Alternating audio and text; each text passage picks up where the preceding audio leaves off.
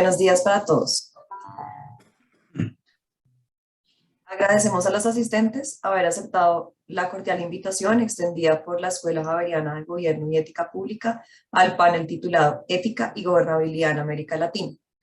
Esperamos que este evento académico sea un espacio para conocer diferentes posturas sobre el estado actual de la gobernabilidad en América Latina, las buenas prácticas particulares de cada entorno, los desaciertos de los gobiernos de turno que afectan la gobernabilidad desde la perspectiva ética, entre otros.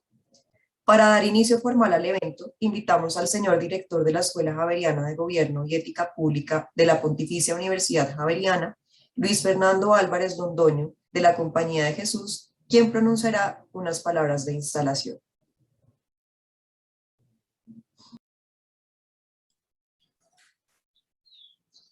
Como director de la Escuela Javeriana de Gobierno y Ética Pública, constituye para mí un honor inmenso presentarle un cordial saludo a nuestros ilustres panelistas, a nuestra querida moderador y a nuestra maestra de ceremonias, y a todos los participantes en este evento sobre ética y gobernabilidad en América Latina vinculado de manera remota.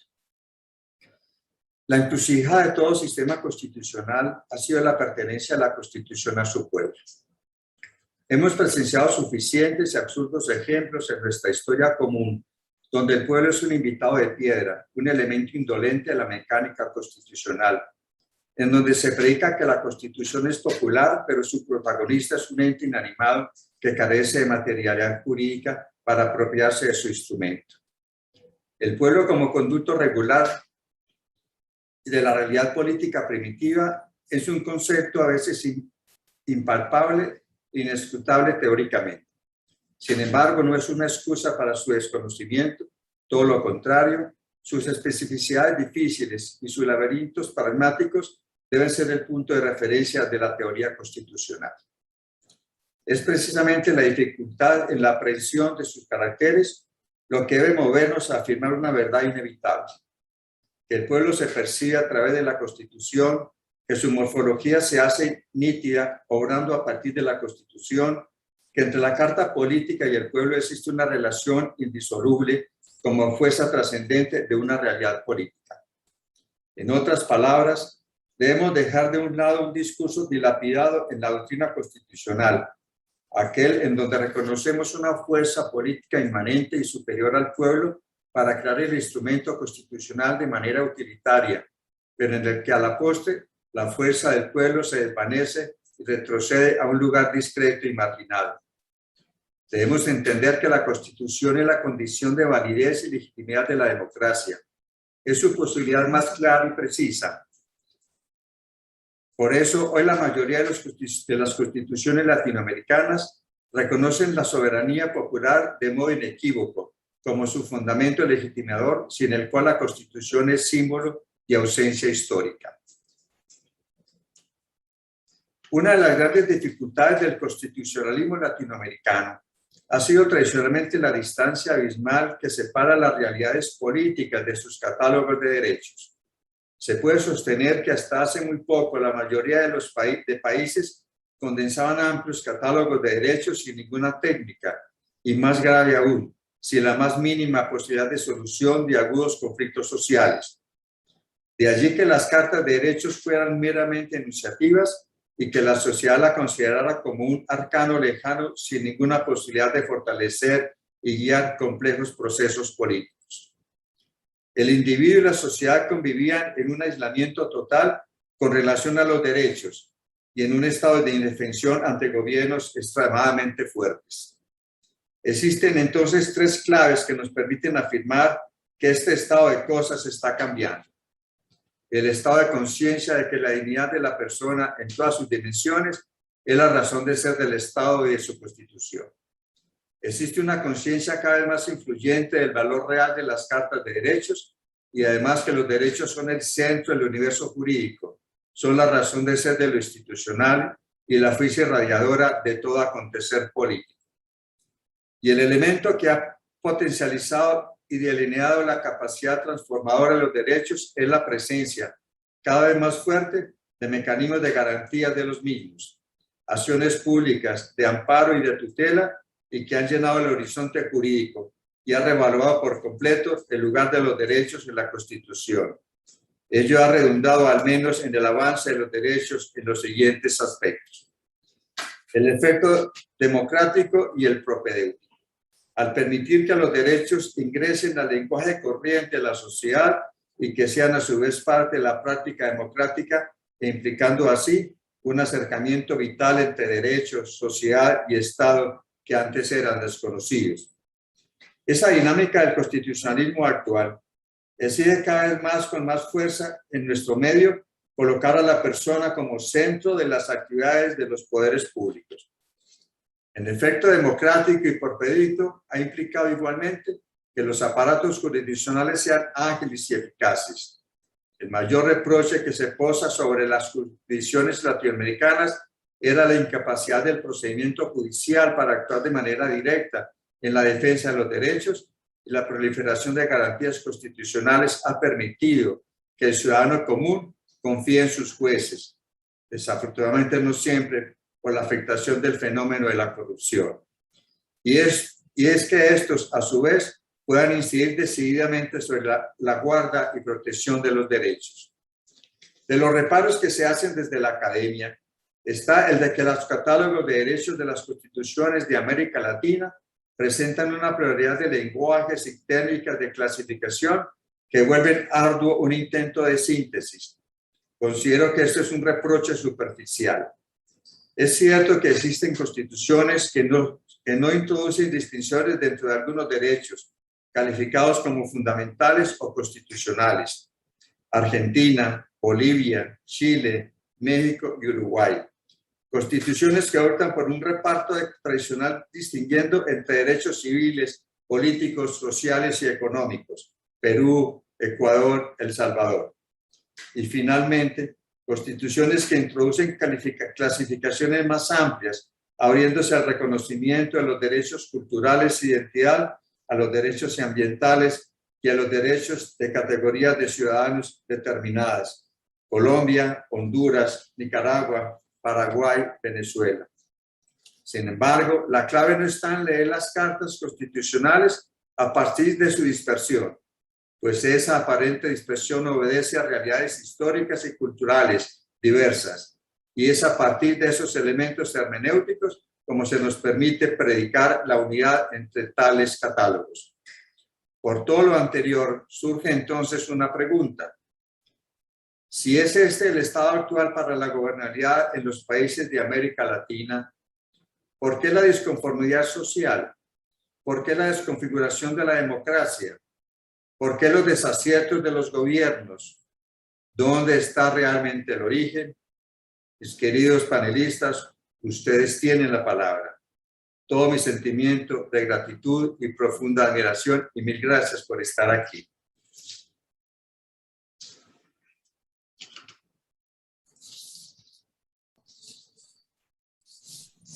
Muchas gracias al señor director. A continuación daremos inicio al panel. Presentaremos al moderador y a quienes nos acompañarán como panelistas en el evento. En este espacio contaremos con la moderación del doctor Felipe Rey Salamanca. Felipe Rey es abogado y especialista en Derecho Constitucional de la Pontificia Universidad Javeriana, magíster en Derecho Administrativo LLM de la Universidad del Rosario, magíster avanzado en Ciencias Jurídicas LLM y doctor PhD en Derecho de la Universidad Pompeu Fabra en Barcelona, España. Ha sido investigador visitante en la Universidad de Princeton, miembro de las redes internacionales Augmented Democracy y Democracy R&D, y ha coordinado varios proyectos de innovación democrática en Latinoamérica. Ha publicado en Wired's Climate Change en 2019 y Critical Review of International Social and Political Philosophy en 2020. Es autor de Teoría de la Representación en el Derecho Público, Voto Programático y Programas de Gobierno en Colombia, y editor de Democracia, Amistad y Pugna. Ha sido profesor de la Universidad del Bosque, coordinador académico de la Escuela Javeriana de Gobierno y Ética Pública y consultor de organizaciones nacionales e internacionales en temas de innovación pública y democrática. Sus áreas de trabajo son el derecho constitucional, la filosofía política y la teoría jurídica. Como panelistas nos acompañan Doctor Ricardo Martín Tanaka Gondo, director de la Escuela de Gobierno y Políticas Públicas de la Pontificia Universidad Católica de Perú. Martín Tanaka es peruano, doctor en Ciencia Política por la Facultad Latinoamericana de Ciencias Sociales Flaxo, sede México.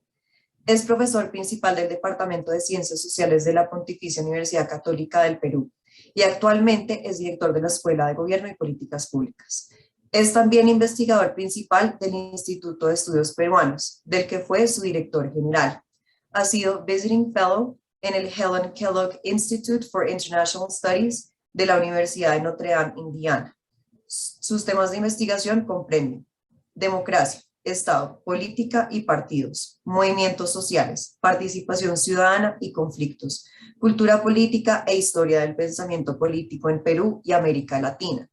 Tiene libros y capítulos de libros publicados por el Instituto de Estudios Peruanos, Cambridge University Press, Stanford University Press, Johns Hopkins University Press, entre muchos otros. Es también columnista político semanal en el diario El Comercio. Licenciada Griselda Ibáñez, directora del Instituto Federal de Gobierno de la Universidad Católica de Córdoba. Es politóloga, profesora universitaria de Ética Pública y Filosofía Política, con extensa formación en temas de integridad pública, anticorrupción y transparencia. Especialista en responsabilidad e impacto social de las organizaciones. Cuenta con amplia experiencia en diseño, facilitación y ejecución de programas y proyectos sociales. Trabajo en redes interactorales y vinculación interinstitucional, con antecedentes en intermediación y representación institucional en espacios públicos de concertación e incidencia pública. Doctor Sergio Salas Fernández, director de Ética y Formación Cristiana de la UOC Chile. Doctor en Historia de la Universidad CEU San Pablo en Madrid. Magíster en Educación del Centro Universitario Villanueva, Universidad Complutense de Madrid. Máster en Historia, Consejo Superior de Investigaciones Científicas. Becario de la Fundación Carolina España. Licenciado en Historia, Universidad Gabriela Mistral. Sus líneas de investigación han girado en torno a la filosofía de la educación, historia política e historia de la educación. Doctor Miguel Pedro Gómez Balestrelli, director Departamento de Relaciones Internacionales, Facultad de Ciencias Políticas y Relaciones Internacionales, Pontificia Universidad Javeriana. Es latinoamericanista de nacionalidad española y francesa que vive en Colombia. Doctor en Ciencia Política y Relaciones Internacionales de la Universidad Complutense de Madrid. Ha sido consultor y asesor para diversas entidades nacionales e internacionales en América y ahora se desempeña como profesor de la Facultad de Ciencias Políticas y Relaciones Internacionales de la Pontificia Universidad Javeriana.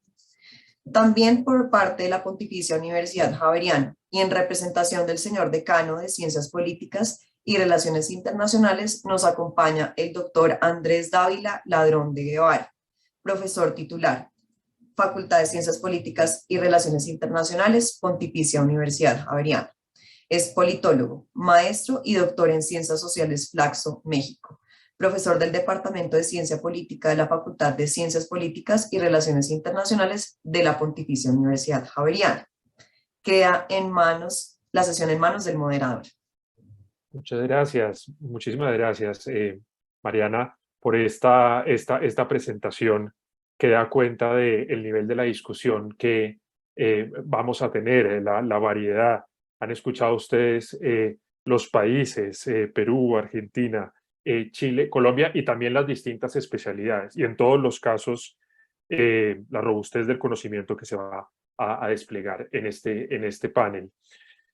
Yo quisiera también retomar algunas expresiones y opiniones del director de la escuela para enfocar este diálogo que vamos a tener, y quisiera muy rápidamente mencionar tres cosas acerca de la organización de esta conversación. La primera es que tenemos un tema abarcativo, gobernabilidad y ética pública. Por eso organizaremos la conversación en dos grandes ejes. El primero, dedicado al tema de la gobernabilidad con todas o algunas de sus aristas. Y luego el segundo será el sector de la ética pública, y desde luego trataremos también de buscar conexiones porque las hay. Esto es lo primero que quiero mencionar. Lo segundo es el enfoque de este panel que, como ya lo decía el padre cuando hacía un análisis regional, por ejemplo, en el tema de los derechos, el tipo de conversación que buscamos tener tiene un enfoque regional. Pensar en clave de América Latina, sin perjuicio, desde luego, de que podamos realizar también aproximaciones locales, nacionales, precisamente aprovechando la variedad, la riqueza que tenemos en el panel. Entonces escucharemos seguramente de la situación de Perú, de Argentina, de Chile, de Colombia, sin perder la vista transversal. Y lo tercero que diría es que queremos promover una conversación muy tranquila y fluida, no muy rígida, lo contrario a rígida, flexible. Entonces lo que haremos será que iremos planteando algunas preguntas que son simplemente orientadoras para despertar la discusión, y yo le voy a pedir a nuestros queridos y queridas panelistas que por favor levanten la mano y iremos asignando la palabra. Damos inicio pues entonces con el primer eje de esta conversación, que le hemos llamado la crisis de gobernabilidad. Yo quisiera plantear una primera pregunta, y sé que es una pregunta amplia, pero los diálogos comienzan con temas amplios y luego esperemos se van decantando. La primera pregunta que yo quisiera hacerles es ¿cuáles son los grandes desafíos de la gobernabilidad hoy en la región? ¿Cuáles son los grandes retos que tiene esta región hoy en día o sus países integrantes desde el punto de vista de la gobernabilidad? Podemos comenzar entonces, queridos panelistas, pueden levantar sus manos. Martín. Bueno, gracias, Felipe. Bueno, yo me animo a empezar porque en el borrador del programa yo aparecía iniciando las intervenciones, así que, y para darles oportunidad a los colegas para que vayan pensando en ideas más interesantes que las que voy a presentar yo aquí de arranque. Bueno, en primer lugar, agradecer a la Escuela Javeriana de Gobierno y Ética Pública por la oportunidad de compartir este espacio con colegas a los que aprecio mucho, permitirme la oportunidad de reencontrarme con Andrés Dávila, un viejo amigo. Bueno, es una pregunta, como decía Felipe, muy complicada. Yo quisiera señalar unos 3, 4 puntitos rápidos para ubicar las coordenadas que a mí me parecen importantes en esta discusión, ¿no? Creo que si uno mira el panorama latinoamericano de los últimos, no sé, 20 años, ¿no? Yo una idea con la que me quedo es que hay una gran frustración y una gran decepción en los ciudadanos porque como que hemos intentado diferentes cosas en nuestros países y los resultados no han sido satisfactorios, ¿no? O sea, salimos de una etapa de crecimiento económico importante que nos prometió, digámoslo así, dar el salto hacia el desarrollo, ¿no es cierto? Y la percepción que tenemos todos es que estamos en una suerte de situación de estancamiento. Hemos intentado políticas más hacia la izquierda, más hacia la derecha, y en nuestros países y en general los balances han sido insatisfactorios. Entonces eso ha generado, claro, una gran distancia entre los ciudadanos y el mundo de la política. Al mismo tiempo, las respuestas que se generan desde el mundo de la política, precisamente en este clima de frustración, tienden a generar una dinámica de polarización, tienden a desarrollarse discursos más extremistas, ¿no? Ya que las cosas en el pasado no han funcionado, pues hay que ensayar salidas más radicales, más drásticas, ¿no? Porque lo anterior no ha servido. Entonces, uno encuentra en diferentes países, claro, es difícil generalizar, pero yo diría que en general uno encuentra tendencias en donde las derechas se radicalizan, se vuelven más extremistas, y también aparecen sectores de izquierda con perspectivas refundacionales. Y al mismo tiempo, en medio de esta situación de polarización y de alejamiento de los ciudadanos con la política, van cundiendo, van proliferando intereses particulares, ¿no? Es decir, gente que entra a la política para defender intereses particulares o para simplemente buscar enriquecerse y extender, digámoslo así, sus actividades particulares y negocios y actividades, ¿no? Lo que genera pues una suerte de círculo vicioso que ahonda los problemas de representación, ¿no? Entonces, esas son algunas pinceladas que quisiera proponerles para abrir la discusión. Gracias. Muchas gracias, Martín. Muchas gracias. Sergio, has levantado la mano. Y después Griselda, por favor. Sí, bueno, buenos días. Efectivamente, coincidiendo con lo que señala Martín y con lo que decía el padre Luis Fernando, yo creo que justamente las dos primeras, o la primera década y media de este siglo nos mostró que, digamos, con viento completamente a favor del crecimiento, disminuyendo la desigualdad, todos los índices internacionales decían que disminuía la pobreza, ¿no es cierto? Lo decía la CEPAL, lo decía el coeficiente Gini. Y bueno, parece que eso no bastó para que llegara la crisis finalmente y se nos complicara el mapa, en el sentido de que justamente esto que decía Martín, ¿no? De alguna manera se empiecen a polarizar, a encrispar los ambientes, las aguas, y no nos pongamos de acuerdo en una nueva constitución. A pesar de que el mundo político, creo yo, de un tanto de derecha como de izquierda, ha hecho un esfuerzo importante por sacar adelante una constitución, constituciones nuevas en el continente, pero la disconformidad parece seguir ahí, ¿no? En ese sentido yo quiero hacer un alcance con lo que decía el padre Luis Fernando, que de alguna manera parece que todas estas políticas públicas de ambos sectores, aunque dicen tener al individuo presente, parece que lo que no tiene presente es a la persona. Por algo las personas se sienten disconformes, se sienten alejadas, no se sienten identificadas con el mundo político, y también eso ayuda a extremar posiciones. Eso quería decir, a ver cómo lo ven ustedes en otras partes, digamos. Hola, buenos días a todos y a todas. Gracias por la invitación. Bueno, coincido con lo que están diciendo Martín y Sergio, y señalaría dos cuestiones adicionales, fundamentalmente con el tema de la polarización. Me parece que estamos en esta situación de crispación de los ánimos, como decía Sergio, y hay como una tensión permanente y una anticipación muy clara de que en cualquier momento se da algún estallido. O sea, estamos como siempre al borde, siempre al límite, en clave del discurso público y de las prácticas en el espacio público, ¿no? Eso por un lado, para reforzar lo que ellos decían.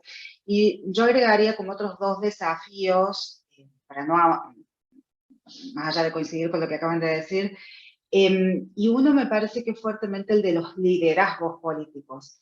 Me da la sensación de que nos están faltando líderes políticos, y otra vez comienzo a escuchar, al menos en el discurso público en Argentina, como otra vez esta tensión entre los políticos por un lado y los gestores y tecnócratas por el otro, ¿no? Y está faltando un poco de diálogo allí y de liderazgos fuertes que comprendan que la clave del liderazgo es el diálogo, la generación de consensos, surfear los conflictos, pero que también se necesita tener un muy buen ojo para elegir equipos técnicos que sepan gestionar. Y acá creo que hay una clave, que es que esos equipos técnicos tengan un perfil valorativo, ético, importante, para no caer errores del pasado de tecnocracias que creían sabérselas todas y se olvidaban de los valores básicos de la democracia, ¿no? La justicia social, la libertad, la participación, o sea, valores que son claves para pensar la democracia normativamente y no solamente como un conjunto de instituciones. Y otro desafío que me parece que es relevante para sumar a lo que ellos estaban diciendo es el tema de que no hemos logrado consolidar no solo modelos de desarrollo, que eso ya es en sí mismo todo un gran problema y tiene una gran complejidad, sino que tampoco hemos logrado considerar sistemas fiscales sostenibles de los cuales podamos echar mano para conseguir los recursos que se necesitan para el desarrollo y el crecimiento de nuestros países. En gran medida creo que esa frustración de la que hablaba Martín, por supuesto que tiene que ver con la lógica en la que se dan nuestras relaciones interpersonales en el ámbito de lo público, pero mucho tiene que ver con que la democracia nos falló con esas promesas de crecimiento y de mejoramiento de calidad de vida, y bueno, para eso se necesitan recursos, y nuestros países no están logrando consolidar sistemas desde los cuales sacar recursos genuinos y a su vez usarlos bien, ¿no? Muchísimas gracias, Griselda. Miguel. Bueno, muchas gracias por la invitación. Me gustaría pues complementar un poco lo que han comentado los compañeros y compañeras. Retomando también lo que acaba de decir Griselda sobre la promesa incumplida, ¿no?, de la democracia. Primer punto, diría que no sobreestimemos la homogeneidad de la región. Yo creo que ahí, por ejemplo, cuando uno habla de Centroamérica versus, por ejemplo, la zona andina, bueno, con nosotros estamos hablando de casos muy diversos, por lo cual, por ejemplo, cuando hablamos de gobernabilidad, la captura del Estado que existe, por ejemplo, en Centroamérica, nada tiene que ver con la que vamos a ver, podemos ver en el Caribe, pero una situación institucional muy distinta en América del Sur.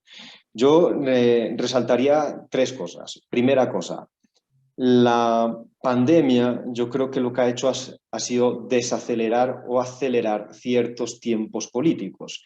Es decir, el desgaste de ciertos gobiernos se aceleró y en algunos países se propulsó el cambio más rápido de lo que uno habría pensado. Es decir, que el tiempo político llevó a que los electorados percibieran que hacía falta un cambio más rápido. Eso también está conectado con esa presión un poco del populismo por resultados.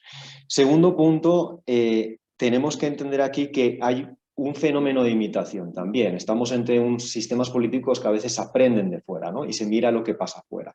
Y, por ejemplo, esa presión por la pluralidad política, esa batalla un poco cultural que se está dando en Estados Unidos y en Europa, también comienza a permear América Latina. ¿Pero cómo? Con la inclusividad o la pluralidad de ciertos actores políticos que antes lo mismo no tenían esa visibilidad, pero hoy la tienen. Entonces, cuando hablamos de la frustración que mencionaba Martín, no solo la frustración tradicional de que digamos, la lucha contra la pobreza o la desigualdad entró en problemas a partir del año 2015 en América Latina, sino que también tenemos nuevos actores que plantean desafíos a los acuerdos políticos tradicionales. Y esa tensión cada vez más visible, por ejemplo, frente a actores más conservadores como vamos a tener en Brasil o inclusive en Guatemala, pues en esas nuevas confesionalidades. Y tercer punto tiene que ver con el hecho de que las rupturas presidenciales que hemos visto en Brasil, que hemos visto en Paraguay, que hemos visto, por ejemplo, en Honduras, nos demuestran que las constituciones latinoamericanas también, en el fondo, son reglas que fueron impuestas en un momento dado bien particular y que ha habido un aprendizaje por parte de ciertas élites de cómo a través de la instrumentalización de la justicia o, por ejemplo, a veces, el uso político de ciertas instancias jurídicas, llevamos a cabo ajustes políticos. Entonces, creo que también hay un fenómeno de aprendizaje de lo que significan esas reglas de juego y justamente hay un planteamiento sobre cómo esas reglas de juego se pueden adaptar a los desafíos del siglo XXI. Mil gracias, Miguel. Andrés. ¿Me escuchan? Sí, te escuchamos. Sí. Aquí peleando con el contraluz, estoy en la oficina nueva, es la primera vez que estoy trabajando. Se te escucha un poco pasito, pero bueno, se te alcanza a entender. Listo. Bueno, no, es que me tocó venir a la oficina porque tengo clase de enseguida. Primero quería mandarles un saludo de parte del decano de la facultad, Sebastián Lipes, quien es la primera persona que conozco que le repite el COVID en tan poco tiempo, y entonces él era el encargado de acompañarlos en este evento, pero evidentemente pues está incapacitado. Sin embargo, pues les envía un muy cordial saludo y está muy contento de que estemos desde la facultad y desde la escuela adelantando este interesante evento. Yo, digamos, tendría como tres elementos para anotar, simplemente para alimentar la discusión. Uno, primero que quisiera señalar es que creo que los analistas políticos, los politólogos, estamos ahora ante unos retos muy grandes en donde se nos han movido todos nuestros esquemas de interpretación de los hechos y por lo tanto se ha vuelto muy difícil tener claridad acerca de lo que estamos viviendo. En un caso como el colombiano, eso pues particularmente está muy movido en estas últimas semanas y en ese sentido, digamos, yo vengo afectado de un enorme factor de prudencia, porque me parece que cualquier cosa aquí no pueda como afirmar muy consistentemente en un lapso muy corto puede quedar fuera de lugar. Entonces, en ese mismo sentido y con la misma prudencia, señalaría dos niveles en donde creo que es importante hacer el análisis. Me parece obviamente que estamos enfrentando unos retos que tienen unas condiciones globales que son muy fuertes. Está obviamente la pandemia, está la crisis económica en que estamos un poco entrando o venimos ya desde que arrancó la pandemia, y eso obviamente cambia los escenarios para cualquier gobierno, para cualquier actor político en cualquier país. Pero segundo, eso se da en un marco en el cual ciertas cosas que creíamos que ya estaban conseguidas y que estaban para siempre, qué sé yo, la democracia, las elecciones, el respeto por los resultados electorales, ejercicios como el de la Unión Europea, pues se han visto en cuestión. La superación de escenarios de guerra que impacten tan cerca a la misma Europa parecían superados en el tiempo y están todos hoy presentes. El Brexit, figuras como Trump en los Estados Unidos y su desconocimiento del resultado electoral y su persistencia en la política norteamericana. Entonces, cosas que habíamos conquistado y que parecían después del orden de la segunda posguerra ya como tallados sobre piedra, están hoy en entredicho. Y eso obviamente altera pues todos los escenarios. Y para el caso de América Latina, quisiera señalar simplemente dos cosas que me parece que son importantes. Con todas las dificultades, toda la fragmentación, todas las polarizaciones, todas las crisis, es importante tener en cuenta que el escenario de dictadura militar como una alternativa salió del panorama. Y eso, para una región que vivió en eso casi más de medio siglo, o casi de pronto mucho más, no es menor. Y entonces, con todas las crisis, los escenarios, incluso en aquellos países en que uno dice, ya deberían subir los militares por orden, ya no es posible. Y entonces eso también obliga a mirar la situación y a entender a los actores políticos en otras circunstancias. Lo segundo es que llevamos, ¿cuánto? 30 años en donde el tema de la corrupción está de primero en la agenda política, pero pues hemos visto que sobre la corrupción pues hay mucho por estudiar, hay mucho por entender, está ahí, pero finalmente como que las acciones políticas efectivas frente al tema pues como que no resultan, y entonces el reto se vuelve muy grande. Y entonces la pregunta es, ¿se podrá hacer algo contra la corrupción que funcione? ¿O será que por efecto de todas estas circunstancias la corrupción vuelve a ocupar un tercer o cuarto lugar en la agenda de nuestros países?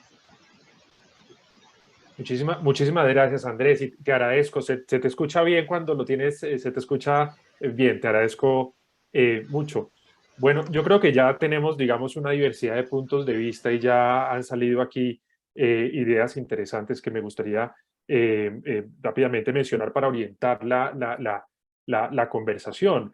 Hay dos puntos que son recurrentes. Uno, el tema de la frustración, digamos. El tema de la frustración ha hecho referencia Griselda, Martín, Sergio, y las promesas incumplidas. También Miguel ha vuelto a hablar sobre este tema de las promesas incumplidas y, digamos, la crisis social. Y Miguel utiliza una metáfora que es la pandemia como aceleradora de los tiempos políticos. Esta es una metáfora Y yo quisiera que exploráramos un poco esa metáfora desde los dos temas principales que se han pronunciado. El primero es la pandemia. La pandemia y la crisis económica actual, si va a seguir acelerando los problemas de gobernabilidad o estamos en cambio en un momento distinto incluso de mejora, podríamos pensar, de pospandemia. O lo que podemos esperar es la pregunta que quiero hacerles. Es que la crisis sociales desatadas y económicas desatadas por la pandemia van a agravar en vez de mejorar la crisis de gobernabilidad que atraviesa el continente. Es una primera pregunta que quisiera hacer. Y la segunda pregunta, relacionada con el tema de la polarización y también en clave de futuro, es si los nuevos gobiernos de izquierda, varios en la región, van a poder responder a esta crisis de la polarización y, digamos, construir posibles consensos, o en cambio podemos pronosticar empeoramientos de la crispación e incluso dificultades para terminar mandatos en la región. Vámonos por esos dos caminos entonces, las consecuencias de la pandemia sobre la gobernabilidad, número uno, y número dos, si hay luz en los nuevos gobiernos o en cambio podemos esperar algo diferente. Sergio, por favor. Sí, mira, solo para agregar un tema, acaba de salir un estudio hace un par de meses desarrollado por la Universidad Católica sobre el riesgo político del Centro de Estudios Internacionales de la Universidad Católica y que plantea tres elementos claves para este año 2022 que creo que son bien extrapolables para el resto de la región, ¿no? Uno tiene que ver con la gobernabilidad y la tensión democrática que estamos viviendo a nivel continental. Un segundo tiene que ver con las expectativas, particularmente la económica. Acaba de salir el ajuste en la proyección de crecimiento para América Latina, donde Chile crece a un 0%, Perú un 3%, Colombia un 3,5%, México un 1,2%, Brasil un 1,1%, Argentina un 3%. Y en un tercer lugar, el tercer punto, o sea, tenemos gobernabilidad, expectativa, y el tercer lugar tiene que ver con las certezas. Las certezas que tienen que ver con las expectativas, con la incertidumbre política, la incertidumbre en temas de salud, y con un Estado además con menos recursos, digamos, por todo lo que ha implicado el tema de la pandemia, ¿no? Sí, modo anécdota, cuando nos mandaron para la casa, digamos, la primera vez yo dije, bueno, ilusamente dije, bueno, esto será una semana, serán 10 días, ¿no? Jamás creí y me imagino que esa experiencia mía habrá cambió las lógicas del trabajo, cambió las lógicas en las casas, y un poco también lo que estamos viviendo, a propósito de lo que decía Miguel, yo creo que es el cambio que se está dando en el escenario público a raíz de la pandemia, ¿no es cierto?, que nos puso frente a una realidad que nadie esperaba. Entonces, estos riesgos políticos tienden a llevar, creo yo, o tienen el riesgo de llevarnos a la polarización, ¿no? Porque todos tenemos ideas geniales para solucionar esto, o todos queremos imponer soluciones geniales, lo que nos puede llevar efectivamente, como decía Griselda o Andrés, si mal no recuerdo, sobre malas experiencias del pasado en gobiernos dictatoriales o quiebres democráticos, digamos, que no pueden ser, que no son positivos, ¿no? Entonces tenemos que tener mucho ojo, creo yo, de no polarizar la polarización del centro es muy compleja. Eso en Chile lo estuvo muy bien Arturo Valenzuela, discípulo de Linz, y creo que tenemos que aprender de la experiencia pasada, ¿no?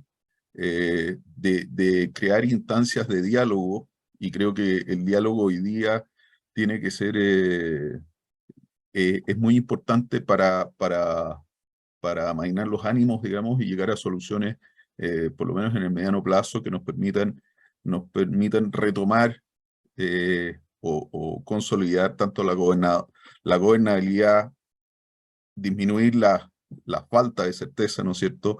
Y también manejar las expectativas. Muchas gracias, Sergio. Muchas gracias. Está abierto el piso para otras intervenciones. Griselda y Miguel. Me pareció Martín. Listo. Griselda, Miguel, Martín. Trato de seguir el orden, pero no equivocar. Bueno, a lo mejor tenés que cambiar ahora de respondente, porque lo primero que te voy a decir es que no sé si te puedo responder ninguna de las dos preguntas que hiciste, porque no me animaría a ser prospectiva. No es algo que haga habitualmente, entonces por las dudas prefiero no meterme en ese terreno. Pero sí me parece, respecto de esto que vos decías sobre las consecuencias de la pandemia para la gobernabilidad, yo haría foco en dos cosas, y que tienen un poco que ver con la experiencia de lo que ha pasado acá en Argentina. Y en esto retomo algo de lo que había dicho el padre Luis Fernández, que dijo también Miguel, ¿no? Me parece que una cosa que dejó en evidencia la pandemia es que nuestros constitucionalismos, al menos desde el punto de vista formal de los derechos, están, entre comillas, sólidos, pero solo en ese nivel, digamos. Porque lo que me parece que dejó en claro la pandemia es que hay una brecha muy importante entre los derechos consagrados a nivel legal y la posibilidad real de hacer de esos derechos algo efectivo. El acceso a la salud, el acceso a algunos bienes en situaciones de crisis, desde el acompañamiento del Estado a las personas que se quedaban sin trabajo, a las empresas que no podían producir, hasta el aseguramiento de nuestras libertades, por ejemplo, las libertades básicas de movimiento y demás. Entonces, me parece que se hizo muy evidente la brecha entre derechos consolidados y la posibilidad real de que esos derechos se hagan efectivos. Y una segunda cosa que me parece que dejó muy en evidencia la pandemia y que también afecta a la gobernabilidad es que nuestras instituciones democráticas, las instituciones del Estado, tienen una baja calidad. Se vieron muy complicadas para tomar decisiones rápidas en situaciones de incertidumbre y con cierta efectividad. Y eso, por supuesto, que genera todavía más desencanto, como decía Martín hace un rato, porque parece que nuestras instituciones políticas, las instituciones de nuestras democracias, están siendo anacrónicas respecto de los problemas que tienen que abordar, ¿sí? Me parece que esta cuestión de la calidad institucional es una de las cosas que también dejó muy en claro la pandemia, y no es menor decir que esto va de la mano de, o por ejemplo, una forma de ejemplificarlo es que América Latina no logró pensar en soluciones de integración regional para, por ejemplo, sobrellevar las crisis de las pandemias, ¿no? O sea, no aprovechó un diseño institucional, por ejemplo, en esta parte del mundo, lo que podría ser el Mercosur, no aprovechó ese diseño institucional. No hay forma de que nuestros estados utilicen ese diseño institucional para mejorar la crisis que la pandemia supuso. ¿Qué va a pasar? Ahí ya no me animo a decir más. Muchas gracias, Griselda. Miguel. Yo también tengo un poco de reparo sobre el tema de los pronósticos como Griselda, pero voy a un poco aventurarme y ahí agarraría dos cosas. Primero, en la dinámica de sistemas que fue utilizada en 1972 para el informe de límites del crecimiento, nos dejó claro algunas tendencias internacionales sobre algunas variables, población, contaminación, producción industrial, que se están cumpliendo hasta hoy día. Y los que me conocen saben que soy bastante pesimista en relación a esto, porque significa que en términos de pronósticos el mundo va hacia un escenario en el siglo XXI en diferentes indicadores de colapso. ¿Y por qué menciono esto? Porque eso sí tiene que ver con América Latina en tres elementos principales.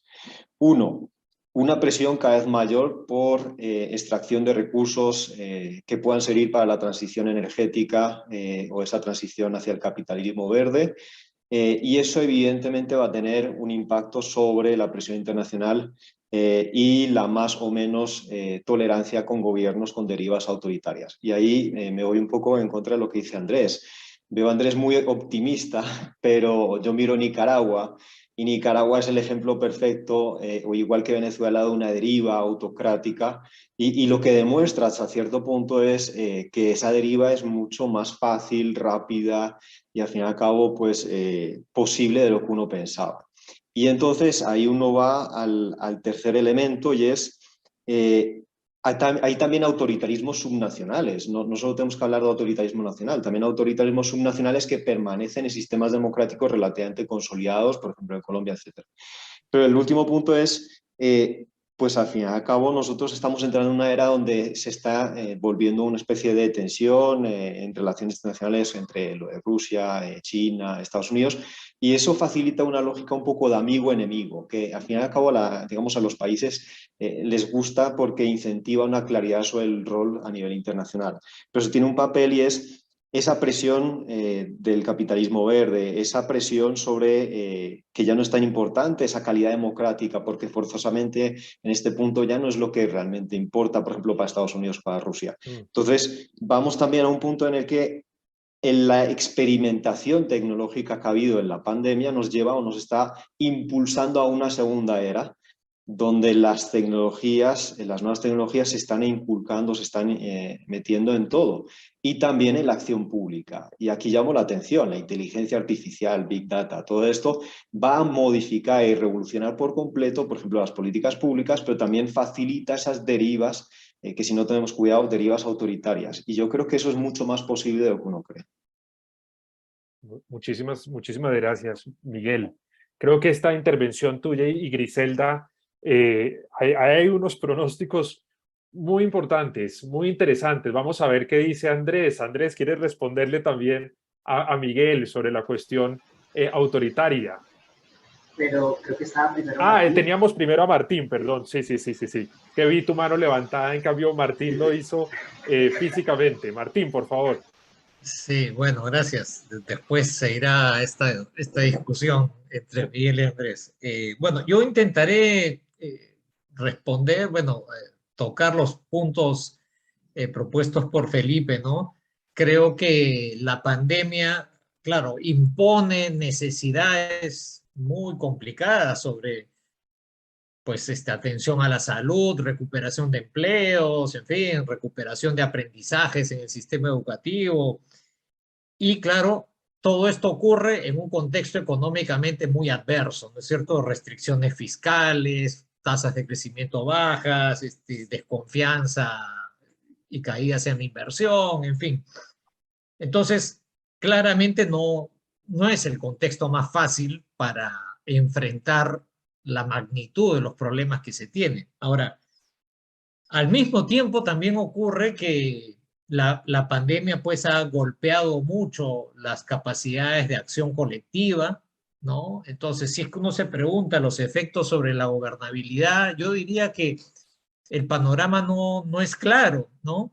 Porque si bien es cierto la situación es más difícil, también es cierto que las posibilidades de actuar colectivamente se han complicado por efectos de la propia pandemia y de la crisis, pero paralelamente tenemos estas nuevas modalidades de protesta y de acción colectiva a través de estallidos, ¿no? En donde ya no son grandes gremios, organizaciones, liderazgos identificables los que convocan, organizan, sino que es la coordinación casi espontánea a través de redes sociales las que han sido capaces de sacar cientos y miles de personas a las calles y generar efectos políticos muy grandes, ¿no? Entonces yo diría, bueno, y creo que Griselda lo mencionaba muy bien, en varios de nuestros países vivimos siempre esta sensación de que en cualquier momento algo puede pasar y con una dinámica que se les escapa a todos los actores sociales y políticos principales, ¿no? Entonces, el manejo allí es bastante complicado y bastante difícil de predecir, ¿no es cierto? Y en medio de esto, claro, en la región han llegado algunos gobiernos de izquierda que, claro, a diferencia de la generación anterior última, digamos, de comienzos de este siglo, le toca llegar en condiciones de mucha precariedad, ¿no es cierto? Bueno, las condiciones que acabamos de mencionar y al mismo tiempo condiciones políticas muy difíciles, ¿no es cierto? O sea, se llegan con mandatos electorales que no son mayoritarios, con congresos muchas veces adversos, ¿no es cierto? Entonces, las posibilidades, digámoslo así, de repetir el ciclo de gobiernos de izquierda transformadores, fuertes, con presidentes que aspiran y logran reelecciones, creo que es muy poco probable, ¿no? Y creo yo que entonces esto de lo que estamos conversando hace un rato, ¿no? ¿Existe la posibilidad de que estos gobiernos logren asentarse? Por supuesto sí, pero también pueden terminar rápidamente muy mal, ¿no?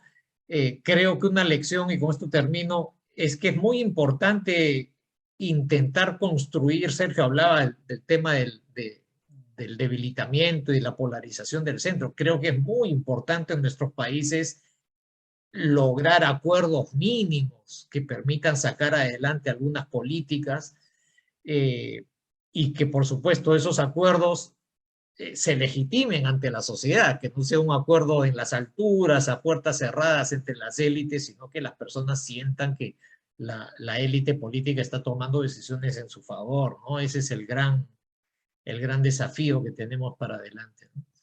Muchas gracias, Martín. Ahora vamos a tomar del hilo de esto, la posibilidad de acuerdos, para hablar también de las oportunidades, las buenas prácticas en materia de gobernabilidad. Ahora volvemos a este tema. Escuchemos a Andrés. Bueno, desde que aquí invitado a última hora, el saludo para Martín, que hace unos años que nos juntamos, pero un gusto estar en un evento de compartirlo nuevamente, y obviamente también a los colegas invitados y a Miguel, vecino de la oficina. Andrés, se te escucha un poquito pasito, quizás si te acercas más el micrófono, mejor, fíjate, mejor. Ahí, listo, perfecto. Entonces iba a decir lo siguiente, empezando un saludo simplemente. A ver, yo vuelvo sobre el tema. Creo que un primer ejercicio que tenemos que hacer es un balance juicioso y comparado del manejo de la pandemia, al menos en la región. Para el caso colombiano, yo tengo una percepción que me dice hubo cosas que se hicieron bien, hubo cosas que no acabo de entender, como que un gobierno que no tenía gobernabilidad la consiguió durante la pandemia, y un gobierno que concentró mucho poder, gracias a la pandemia, no rompió la democracia, pero en efecto gobernó en condiciones casi de emergencia excepcionales un buen rato, y tendría que mirar eso como sucedió en los demás países.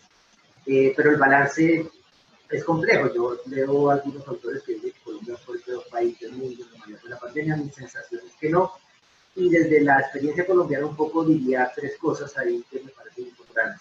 Uno, que pues se puso a prueba no solo la gobernabilidad, sino los sistemas de salud, y creo que sobre eso hay que hacer un balance, porque los sistemas de salud que se transformaron muchísimo con el modelo neoliberal, con el de Washington, y entonces sería bueno saber cómo vamos con eso y qué hay que hacer de aquí en adelante. Y Colombia pues, está sujeta a decisiones muy importantes en un futuro cercano.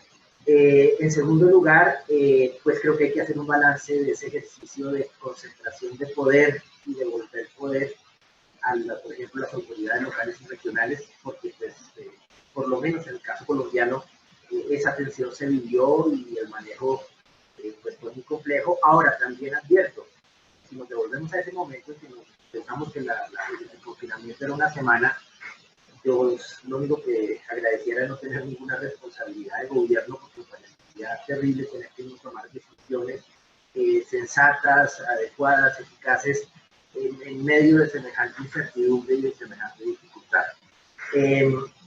Lo tercero que yo quisiera decir, pues un poco para discutir con Miguel, es que pues yo sí, perfecto, Nicaragua y Venezuela, pero pues uno se va un poco al famoso cauce histórico de Nicaragua y Venezuela, pues a uno no lo sorprende que tengan gobiernos autoritarios y derivados autoritarios. Lo que fue sorprendente en ellos es que tuvieran algún momento democrático.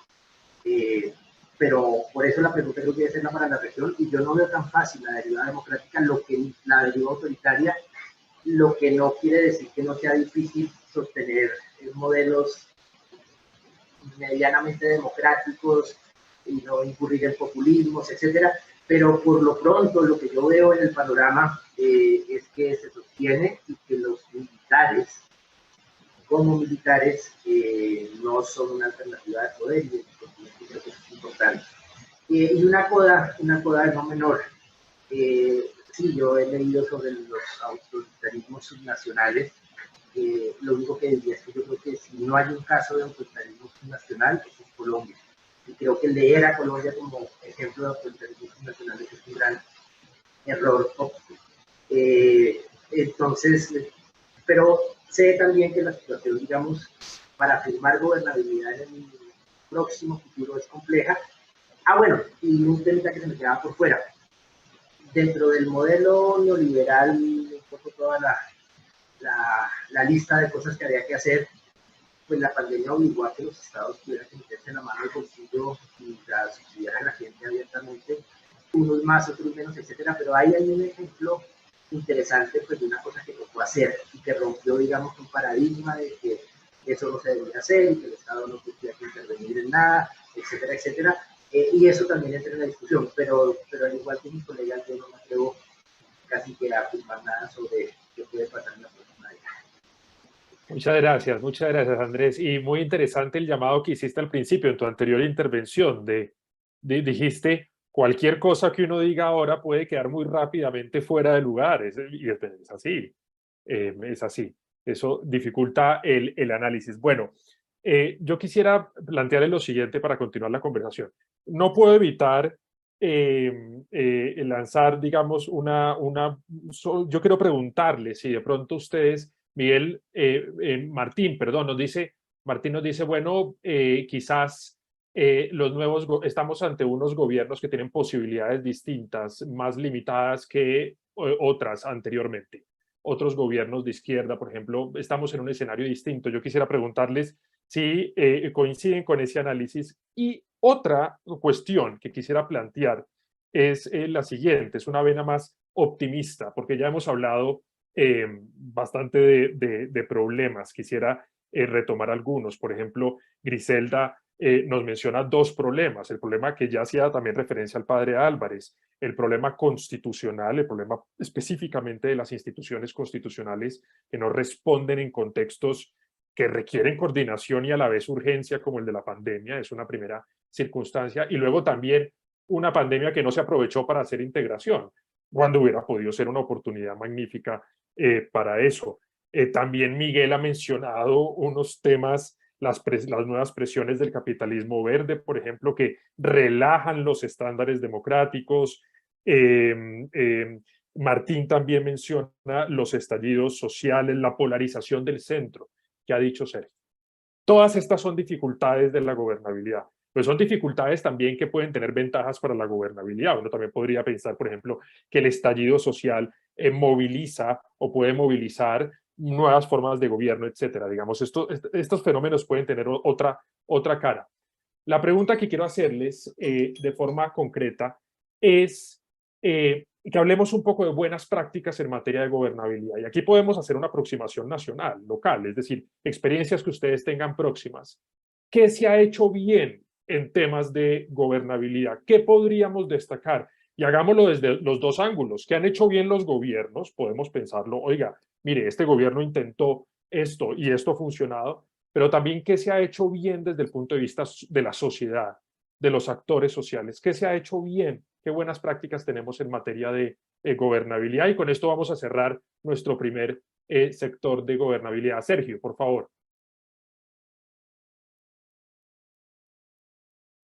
Sergio, ¿el micrófono? Eso es otra cosa que aprendimos con la pandemia, que con el micrófono apagado la gente no nos oye. Pero bien, mire, yo creo que uno de los, más que buena práctica, yo creo que lo que tenemos que tener presente, y esto creo que cumple con todos los sectores, sobre todo cuando estamos en varios procesos de carácter constitucional, es tener en el horizonte siempre presente la relación entre la expectativa y la realidad de lo que podemos generar en nuestros países. En el sentido de que si no logramos tener presente ambos elementos, vamos a generar nuevamente una serie de frustraciones que van a terminar agudizando la situación política social del país, ¿no? Yo creo que hoy día nadie seriamente podría oponerse a a un trabajo más profundo en el área de la economía verde o de la producción, ¿no? Pero creer que vamos a lograr eso en 1, 2 o 3 años, digamos, creo que es poco probable, por lo menos. Ya vemos que los alemanes, de donde surgió todas estas economías verdes, hoy día están abriendo a raíz de Rusia, ¿no es cierto?, generadores a carbón, digamos. Entonces tenemos que tener, yo creo que una buena combinación de expectativa y realidad y comunicar eso a la mayoría de la población, digamos. Que no se puede todo, aunque quisiéramos tenerlo todo, ¿no? Aquí Oye, para Sergio, sí. yo quisiera preguntarte algo acerca de las expectativas. ¿Tú sientes que los gobiernos logran comunicar las expectativas más o menos bien o crees que siembran demasiadas? Este es un punto que me parece importante. Yo creo que los gobiernos hoy día están entrampados de alguna manera entre, entre una población que demanda muchos derechos, y muchos de ellos con razón, que tienen que ver con salud, que tienen que ver con vivienda, tienen que ver con, bueno, con cosas que naturalmente se quieren, que son razonables, digamos, pero tienen presión a que hayan más. Hay también presión de los partidos políticos para cumplir esas expectativas de la población, pero el gobierno tiene que, los gobiernos de turno, ya sean de derecha o de izquierda, y en eso creo que tiene que haber, eh, lo- lo- los gobiernos tienen que ser, y creo yo, los partidos políticos en ese sentido cumplen un papel muy importante, muy profesionales a la hora de lo que proponen, digamos, para no caer en populismo que ya de los cuales ya hemos vivido sus nefastas consecuencias, ¿no? Entonces tenemos que ser esta combinación de expectativas y realidad, y entendiendo que no es un proceso fácil, eh, tiene que ser muy profesional a la hora de discutirse, a la hora de plantearse, a la hora de llegar a acuerdos, digamos, ¿no?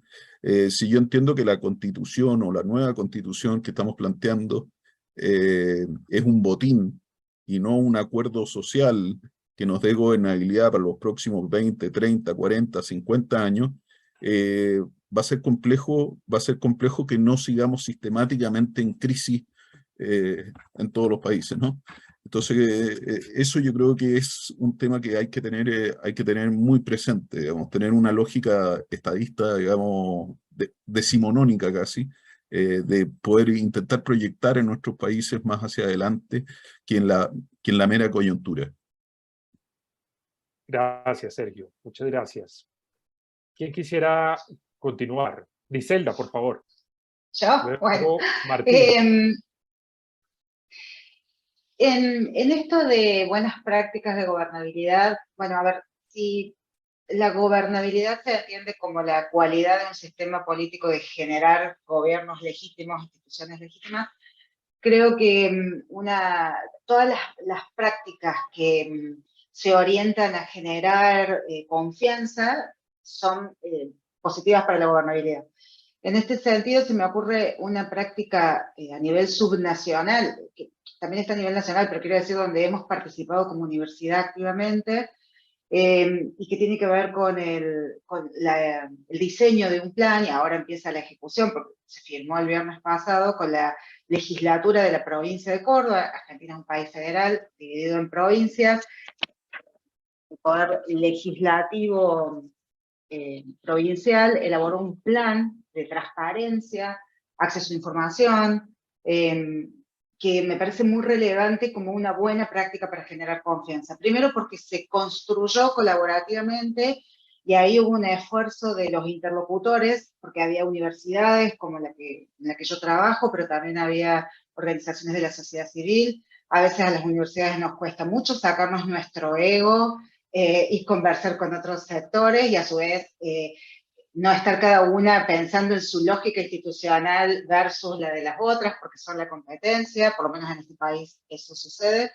Y es una excelente práctica, no solo que el diseño de un plan sea colaborativo, sino que ahora la ejecución de ese plan también es colaborativo y pone a la sociedad civil en clave de tener que responsabilizarse porque las instituciones políticas realmente sean transparentes y en ese sentido más confiables.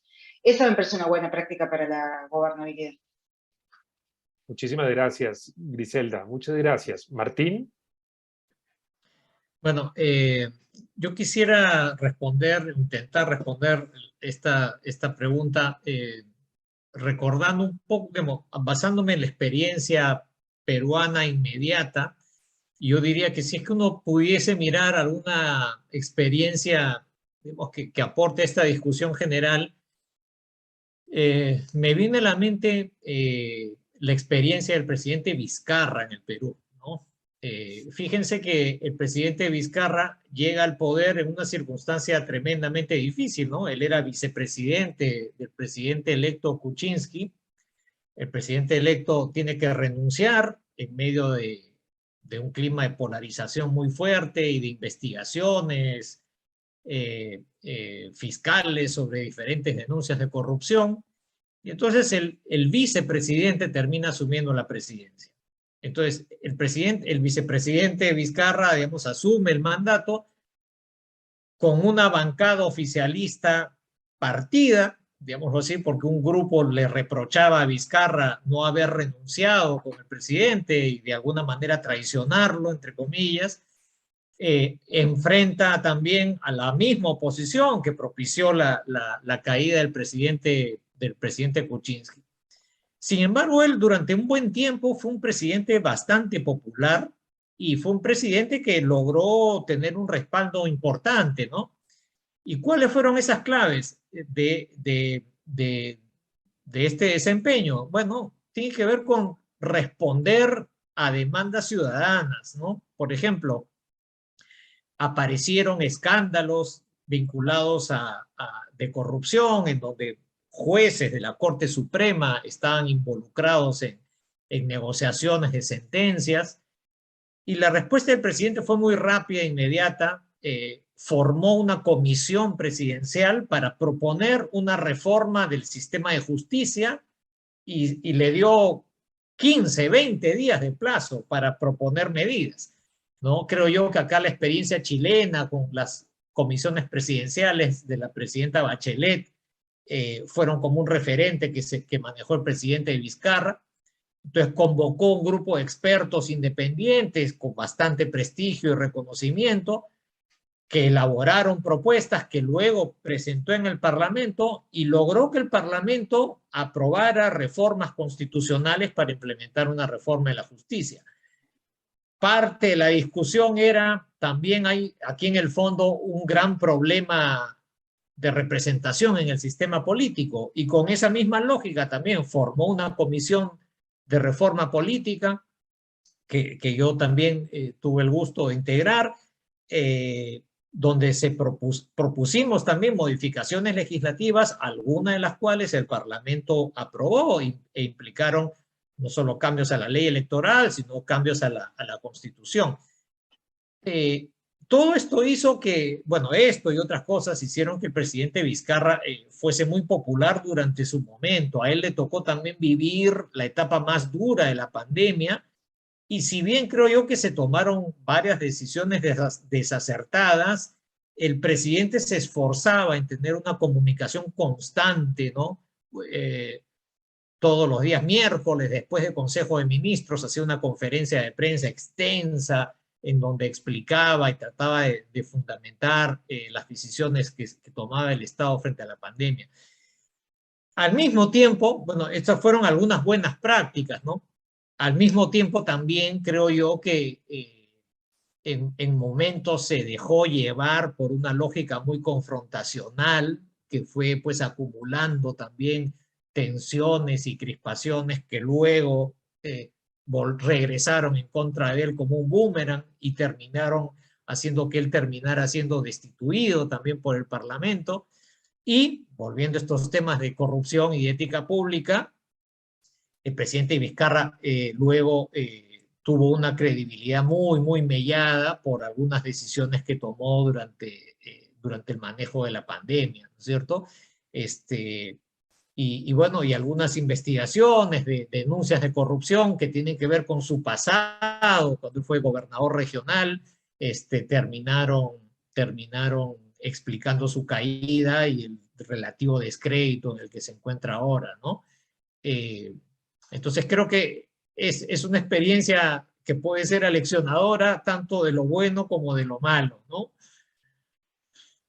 Muchas gracias, Martín. Muchas gracias por que es el relato completo de una historia agridulce, desde buenos diseños hasta un final no tan bueno. Te agradezco mucho, lo mismo que a Griselda, la reflexión acerca del acceso a la información y la construcción colaborativa de regulaciones. Escuchemos a Miguel. Sí, me pareció muy interesante lo que mencionaba Martín y muy brevemente sobre lo que se está discutiendo antes. Estoy de acuerdo que va a ser complicado en estos años por temas fiscales, económicos, y no quiero que se malinterprete lo que decía sobre el autoritarismo, ¿no? No estoy diciendo que esos gobiernos vayan a ser autoritarios, sino más bien que es una tendencia, una amenaza que inclusive tiene que ver con Europa, ¿sí?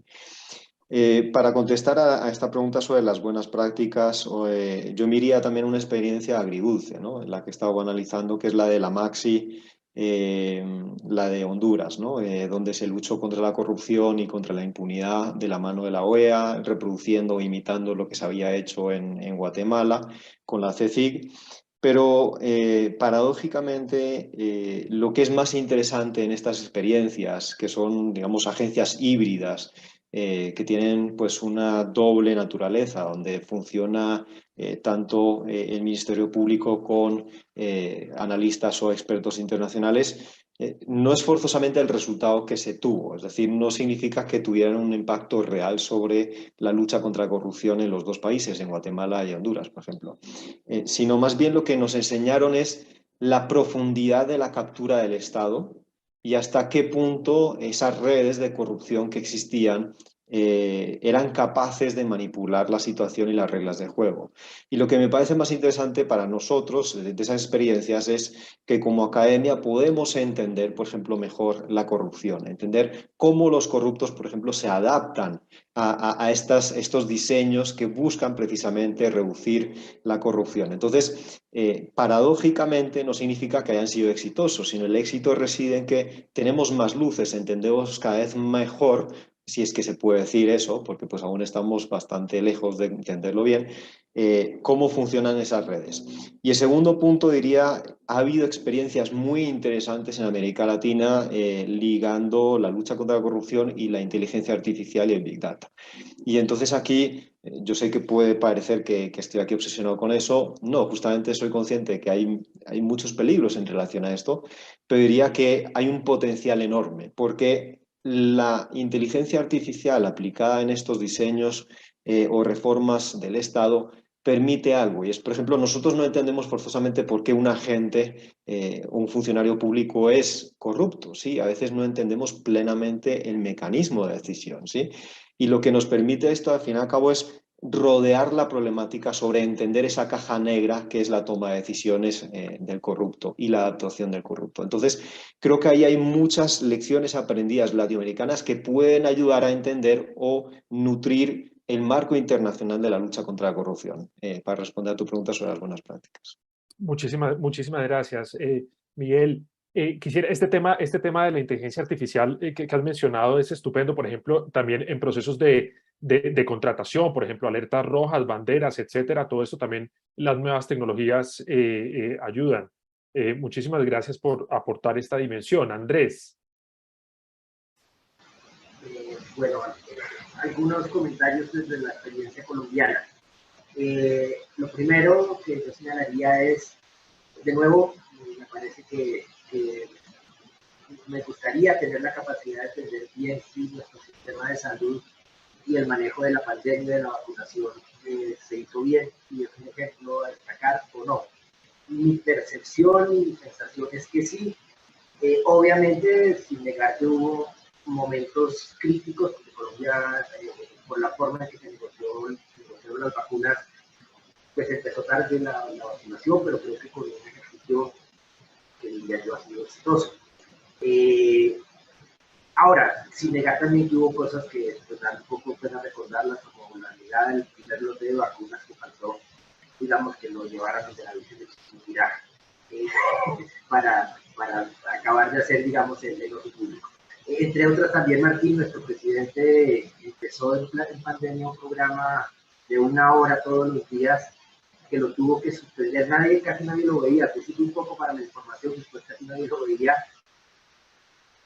pero se mantuvo ahí como un mecanismo de contacto con la gente, y lo tuvo que suspender cuando empezaron las manifestaciones y las protestas del paro nacional. Y después lo olvidó y no lo volvió a utilizar. Pero fue interesante, digamos. Segundo elemento que creo que podría ser interesante del caso colombiano, sobre todo poniéndolo en perspectiva de Latinoamérica, es que no sé si para bien o para mal, si por encima de la mesa o por debajo de la mesa, cuando uno ve, por ejemplo, el caso peruano o el caso brasileño o el caso ecuatoriano, nuestras élites se han polarizado y se pelean, pero no se, digamos, mantienen como unos acuerdos para irse para la cárcel. Eso, lo malo es que eso evita, digamos, resultados en lucha contra la corrupción, pero creo que es algo en lo que se ha mantenido pese a la situación. Y el otro elemento que creo, pero que obviamente es polémico señalarlo, que hizo bien la sociedad colombiana en esta etapa. Yo creo que hizo dos cosas interesantes en una sociedad que no tenía una tradición muy fuerte de movilización popular por efectos del conflicto, que diría yo, y fue movilizarse muy fuertemente en un momento muy complicado. Estábamos en pleno pico de pandemia y frente a la propuesta de una reforma tributaria, pues salir a las calles en una de las movilizaciones más extensas en el tiempo de la historia de Colombia. Y de eso, creo yo, deriva también el resultado electoral de este año, que digamos, se puede leer en clave de qué hizo bien la sociedad colombiana. Por primera vez en la historia elegimos un presidente de izquierda en un sistema político tradicionalmente muy cargado al centro-derecha. Y con una connotación que, digamos, no quiero ser ingenuo ni pensar que todo va a salir bien, pero hoy es muy interesante que si bien el resultado de la segunda vuelta habla de un país dividido, no polarizado, dividido, a hoy el gobierno, que tiene una leve mayoría en el resultado electoral, tiene un Congreso totalmente a su favor, con un panorama muy complejo, muy difícil, por eso quiero señalar, no soy ingenuo, que todo va a salir bien, etcétera, pero muy interesantemente una coalición mayoritaria que ya toma una primera decisión un poco en contrariedad de lo que muchos gobiernos están saliendo, que fue aprobar el acuerdo de Escazú, el Congreso Interior y el gobierno que está saliendo, no se ha dado la pelada. ¿Será eso para bien? Ojalá. Ojalá, y es un momento muy interesante, a la vez muy incierto, y ahí sí diría que hay un porcentaje importante de la sociedad colombiana que todo esto que dice que me parece terrible, horrible, miedoso, y otra parte importante me parece al menos incierto, pero llamativo. Gracias Andrés. Y ya en esta discusión hemos comenzado a hablar de ética. Hemos comenzado a hablar de ética pública y de temas de corrupción. Vamos a hacer ahora una ronda sobre estos temas. Claro, por su relación con la gobernabilidad, precisamente la razón de muchos problemas de gobernabilidad están en la falta de ética y problemas de corrupción. Esta es una invitación que ha realizado una escuela, la Escuela Javeriana de Gobierno y Ética Pública, y aquí hay reunidas varias escuelas de gobierno y de ética y personas que trabajan desde la enseñanza y desde la universidad en la ética pública, y que, como decía Miguel, bueno, estamos intentando entender fenómenos políticos en distintas partes del mundo. Yo quisiera preguntarles a ustedes, y es una pregunta más experiencial, más personal, acerca de sus vivencias en la enseñanza de la ética pública en sus respectivas escuelas, y cuáles creen que son los desafíos para esta enseñanza a nivel latinoamericano y por qué es importante. Y siéntanse, por favor, libres de hablar de su experiencia, de incluso, como nos decía Griselda, experiencias prácticas también que tienen que ver con la forma de ser de la universidad. ¿Cómo es enseñar y formar en ética pública en América Latina?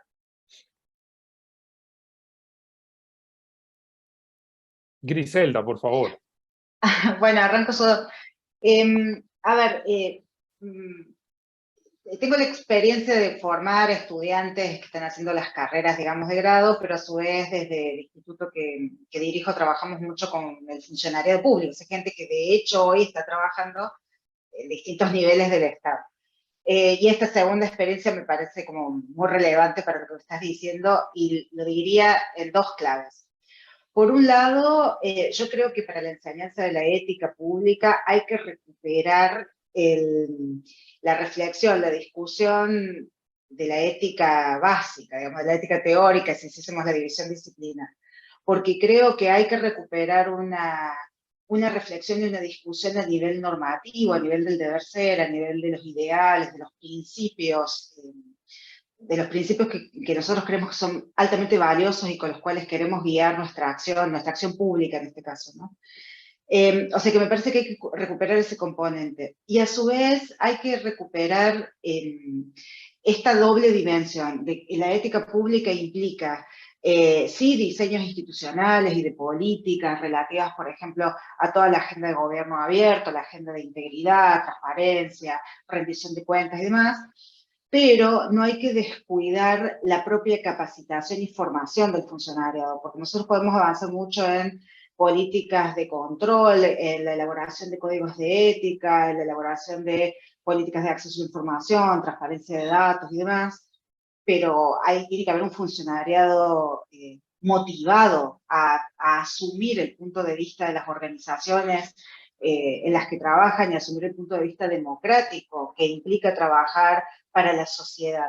Difícilmente vamos a superar algunos de estos desafíos de los que venimos hablando desde el inicio, el desencanto, la frustración, la crispación, la polarización, si no recuperamos un poco, me parece a mí, ¿no?, algo de ese diálogo en clave del deber ser. Y por supuesto que a nivel de herramientas y diseño de política es muy importante no perder la perspectiva ética, como otras perspectivas que se terminan solapando, ¿no? La propia perspectiva de género, la perspectiva de sostenibilidad. Decía Miguel que hay varias experiencias en América Latina en el uso, por ejemplo, de inteligencia artificial para el estudio y lucha de la corrupción. Bueno, las propias herramientas de inteligencia artificial necesitan ser miradas desde el punto de vista de la ética, ¿no? Porque están sujetas a un montón de sesgos propios de quienes de hecho las hacen, ¿no? Y por eso me parece que está bueno no perder de vista estas dimensiones, la dimensión ética y otros discursos que se van solapando, la sostenibilidad, los derechos humanos, el género, la discusión sobre la inclusión de minorías, ¿no? Ese es mi aporte. Muchísimas gracias, Griselda. Tenemos también Martín, Sergio, no sé quién fue primero. Martín. Sí, creo que yo, gracias. Bueno, en mi experiencia también, soy director de la Escuela de Gobierno y Políticas Públicas de la Universidad Católica y tenemos mucho contacto con funcionarios públicos, con servidores públicos en nuestros diferentes programas, ¿no? Entonces, una primera cosa que yo diría basado en mi experiencia es que, claro, de un lado somos afortunados en el sentido de que quienes nos buscan, ¿no?, para capacitarse y llevar los cursos que ofrecemos ya son funcionarios, servidores con alguna motivación, ¿cierto? Es decir, sienten que necesitan capacitarse para hacer mejor su trabajo, para ascender, desarrollar una carrera. Entonces tienen esa motivación, ¿no?, de acercarse a una universidad como la nuestra, que tiene un perfil en donde, digamos, las cuestiones éticas, el compromiso con el país, siempre lo intentamos ponerlo por delante, ¿no? Ahora, creo yo que entonces con ellos se puede hacer un trabajo bien interesante en el cual pues las discusiones sobre ética, por supuesto, son reflexivas, ¿no? Parten de un examen del contexto en el que operan los funcionarios y los dilemas y las tensiones que enfrentan cotidianamente para actuar con ética y respetando, digamos, el interés de los ciudadanos, ¿no? Es decir, salirnos un poco del esquema, ¿cómo decirlo?, pues de la transmisión de conocimientos o de tratar de inyectar patrones de conducta en las personas, que es algo que claramente no es posible y que muchas veces en las capacitaciones que se hacen dentro del sector público se incurre en ese problema, ¿no? Pero claro, nosotros tenemos una ventaja sobre los que intentan hacer capacitaciones de ese tipo en el sector público. Pero para que esto funcione, creo yo que un gran desafío que tenemos, por lo menos en la administración pública peruana, donde la carrera pública está pues tan venida a menos, es efectivamente que las cosas funcionen en un entorno en el cual se premie, se recompense, se reconozca el buen desempeño y se castigue, se penalice, ¿no es cierto?, se sancione, hay alguna consecuencia sobre prácticas no éticas, sobre desmotivación o sobre, digamos, así, la defensa de privilegios y no poner por delante el interés del ciudadano, ¿no? Últimamente tenemos en la administración pública peruana una gran discusión porque en los últimos años ha habido mucho deterioro en la función pública, ¿no? Y creciente evidencia de un uso clientelístico del empleo público y de nombramientos en sectores claves de la administración pública, ¿no? Que eso desmotiva profundamente a los funcionarios, ¿no? Y entonces creo yo que desde las escuelas podemos hacer mucho, pero ciertamente tenemos en nuestro país al menos pendiente una gran reforma para introducir criterios meritocráticos dentro y la construcción de una carrera pública propiamente dicha en la administración. Gracias. Gracias, Martín. Muy bonita esa frase. Desde las escuelas podemos hacer mucho. Me quedo con esa frase última con la que has cerrado. Sergio. Sí, nosotros, Duoc, donde estoy yo, Duoc UC, que es de la Universidad Católica, tiene alrededor de 100.000 alumnos, ¿sí? Y nos veníamos planteando hace ya varios años cómo fortalecer la formación ética de nuestros estudiantes. Y cuando uno está en la enseñanza superior, uno tiende a creer que eso es sumarle más créditos, digamos, pero también teníamos la sospecha que eso no necesariamente nos iba a servir para fortalecer la formación ética de nuestros estudiantes. Entonces, quisimos reformular el cómo estábamos llegando a nuestros estudiantes. Y ahí apuntábamos a dos cosas. Uno, tomar experiencias internacionales, que es bastante obvia y que probablemente ya lo hacen muchos de ustedes, de la contextualización de los casos de ética, o sea, buscar una ética muy aplicada a la situación de los alumnos en cada una de sus especialidades, con todas las dificultades que eso podía tener, pero dar siempre que al estudiante le hiciera sentido lo que le estábamos enseñando, y por el otro lado, buscar no solamente, que creo que esta es la parte más, no sé si original llamarlo, pero más importante o que a los alumnos les ha gustado mucho, que no es sencillamente el cumplimiento de un código deontológico con respecto a una especialidad determinada en su vida profesional, sino nosotros lo que les veníamos a plantear a los estudiantes era lo que hemos denominado la imaginación ética. ¿Por qué? Porque básicamente siempre nos vamos a quedar cortos con aspectos tecnológicos, aspectos administrativos, aspectos coyunturales, digamos, sobre todo en base a cómo funciona, cómo está funcionando el mundo hoy o las problemáticas que nos está trayendo, ¿no?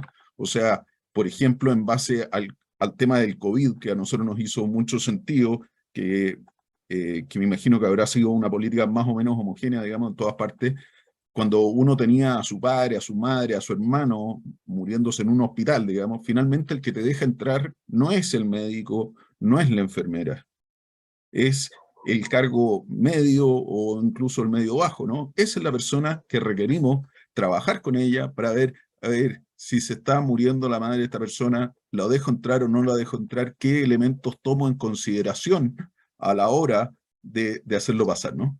Entonces nos hemos planteado el desafío de justamente desarrollar lo que nosotros le decimos a los alumnos, la imaginación ética. O sea, que ellos vean qué oportunidades no solo hay de cumplir un decálogo, sino qué oportunidades tengo de aportar al resto en el desarrollo de la sociedad.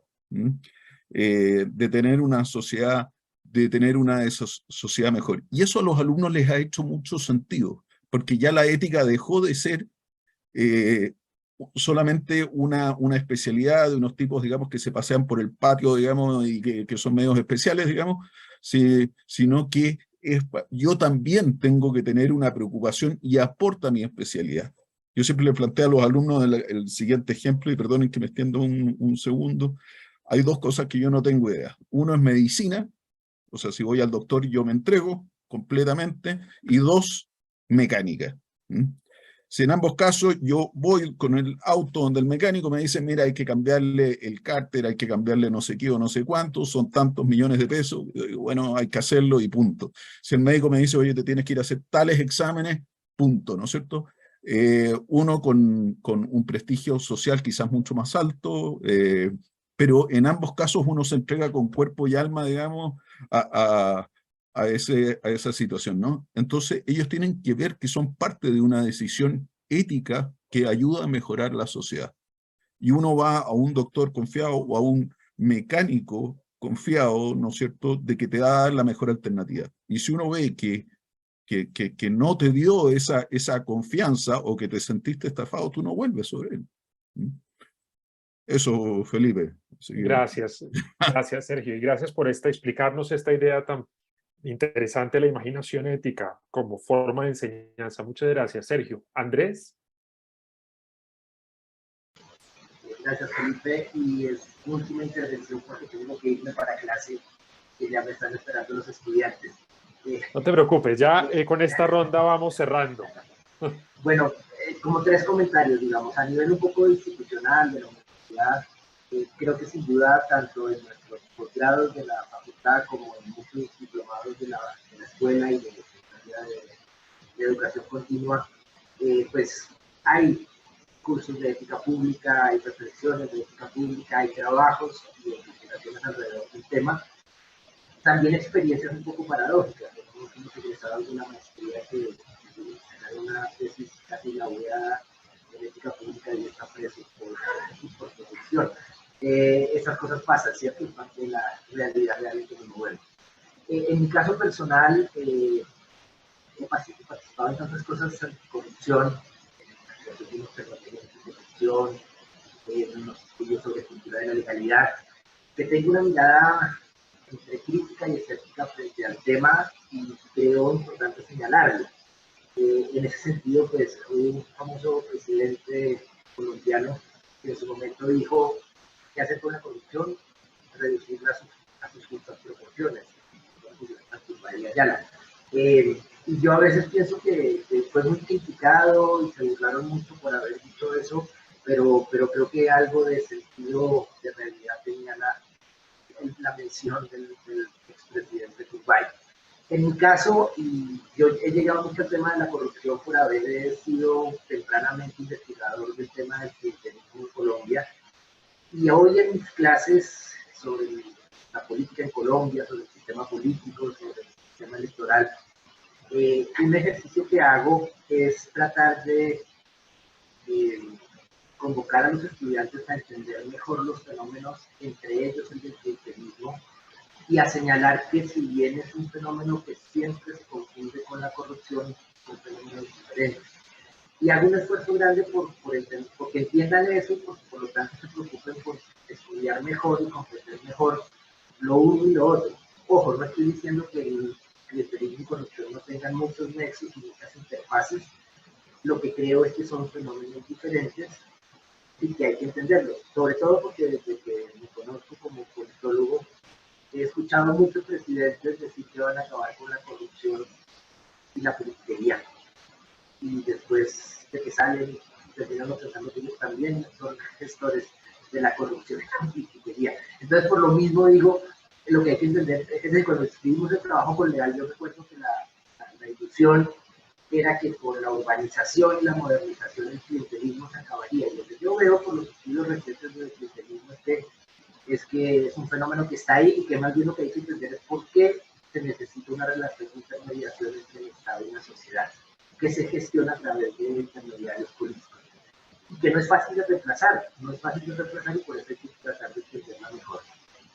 Lo cual, pues digamos, pues ayuda también a entender mejor en dónde está el riesgo de corrupción y qué se puede hacer, pero fíjense, entendiendo bien que sería punto que sé que de pronto no están de expectativas muy loables, pero creo que es importante ahí sigo insistiendo, entender la realidad para poderla transformar. Es un proceso pues, bien difícil y complejo, pero muy necesario. Me despido de ustedes, perdón, me voy para clase, ha sido un gusto acompañarlos y de nuevo les reitero el saludo de parte de nuestro decano Sebastián. Que estén bien. Andrés, mil gracias. Feliz día. Miguel. Gracias. Miguel, te corresponde realizar la última intervención de esta conversación. Listo, gracias. Yo quisiera complementar lo que dijeron, pero arranco diciendo que comparto un poco el diagnóstico de Andrés, donde pues también hay que desdramatizar un poco y hay que poner las cosas en perspectiva. La corrupción hay que analizarla como un problema que se construye y esa construcción no es, digamos, ajena a ciertos valores, a ciertos contextos, etc. Pero me gustaría también retomar lo que dijo Griselda, me quitó básicamente la idea y es, pero se lo agradezco porque básicamente estoy de acuerdo. Las nuevas tecnologías tienen mucha potencialidad, pero muestran aún más la necesidad de precisamente enmarcar esas nuevas tecnologías con acercamientos éticos. Y yo creo, y he sido un fiel defensor, de que es muy peligroso dejar en ingenieros de sistemas la toma de decisión sobre cómo se opera, por ejemplo, en estas plataformas de participación ciudadana o, por ejemplo, estos algoritmos. Creo que es muy peligroso y justamente la ética pública en realidad ha recuperado un lugar que tal vez le había costado pues justificar, había cuenta de los, pues seamos honestos, débiles resultados en la lucha contra la corrupción que ha habido en muchos países de América Latina.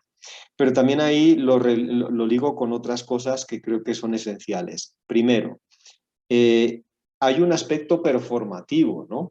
A veces cuando hablamos de ética pública también somos mirados de cerca y promovemos una manera de pensar. Y creo que ahí justamente la academia tiene que hacer autocrítica y ser mucho más realista. Y lo digo a modo personal, ¿no? Cuando vamos justamente, como decía Martín, a algunos sitios y hablamos sobre ética pública, a veces podemos terminar reproduciendo pues una visión simplista, pues probablemente colonialista o inclusive que desdeña o deja de lado visiones de género, como decía Griselda. Entonces, creo que aquí es importante ser autocríticos, ver que a veces hemos sido nosotros mismos un mecanismo de reproducción de algunas lógicas que también incluyen visiones de poder y esas visiones de poder hay que reconocerlas.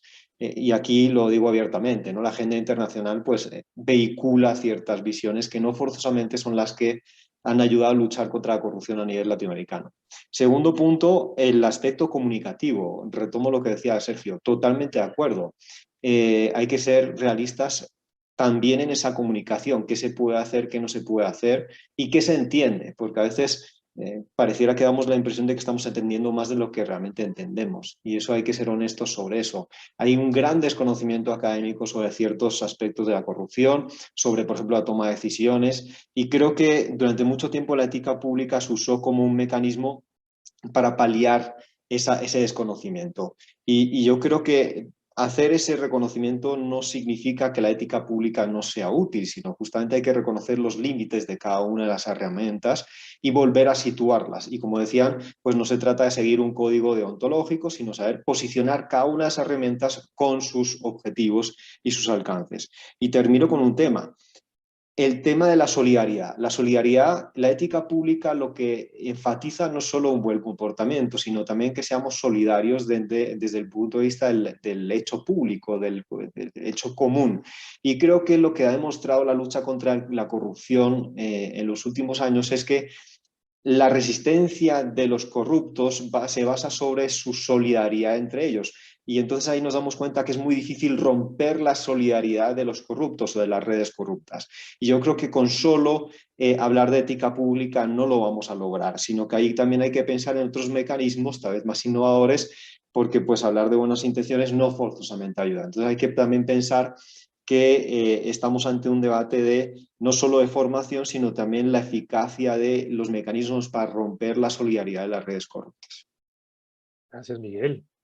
Has hecho un estupendo cierre.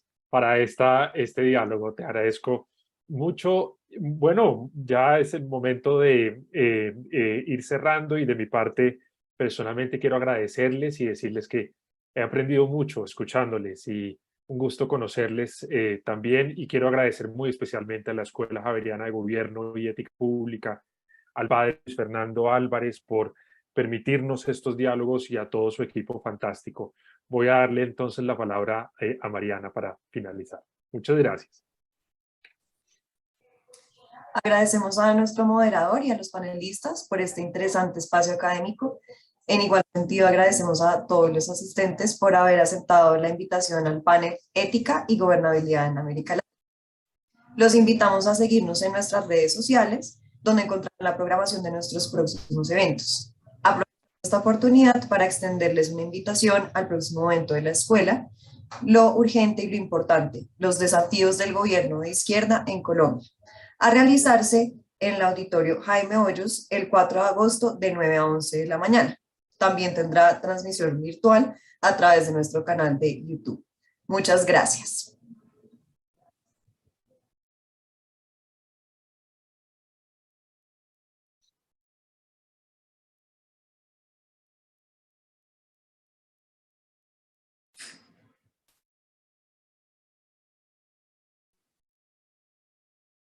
Hasta luego, que estén bien. Bueno, a todos mis sentimientos de gratitud y de profunda admiración, a Mariana, Felipe, Griselda, Sergio, Martín, Miguel y Andrés. Yo creo que los análisis derivados de las preguntas, el intercambio a propósito de las ideas expresadas por cada uno y las experiencias personales han sido un gran aporte para todos los propósitos que nos hemos trazado en todas nuestras escuelas de gobierno y ética pública en la búsqueda de un mundo mejor y respetuoso de la vida humana. Muchísimas gracias por su presencia. Esperamos contar con ustedes en futuros eventos de la escuela. Un abrazo para todos. Cuídense mucho, por favor. Muchas gracias, un gusto. Un abrazo. Gracias. Gracias, padre, un abrazo. cariño. Saludos. Gracias, un gusto. Cariños a todos, adiós. Chao.